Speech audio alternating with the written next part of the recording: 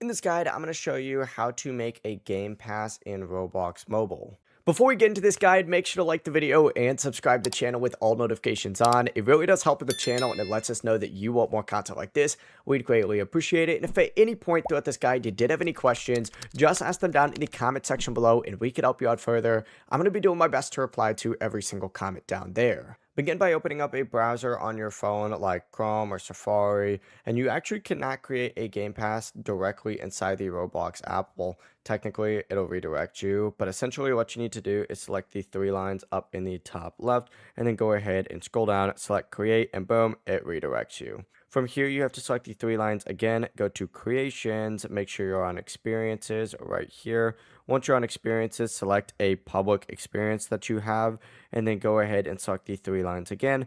Open up the Monetization tab and look for Passes. Once you open up Passes right here, select Create a Pass, and you can add a name, a description, an image if you want. You don't have to add an image. Once you do that though, go ahead and save your changes at the bottom and then just search for that pass on the previous page.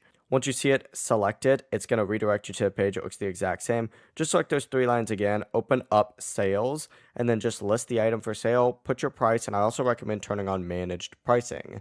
As soon as you go ahead and do that, you are good to go. Just keep in mind, Roblox will take a percentage of this price. So you're going to want to price it a little bit higher so that you can account for Robux and Roblox taking some of those Robux. Oh my God, that's a tongue twister. But that's it though. Before you leave this guide, make sure to like the video and subscribe to the channel with all notifications on. It really does help the channel and it lets us know that you want more content like this. We'd greatly appreciate it. And if at any point throughout this guide you did have any questions, once again, ask them down in the comment section below and we could help you out further. I'm going to be doing my best to reply to every single comment down there. Have a great rest of your day though. Peace.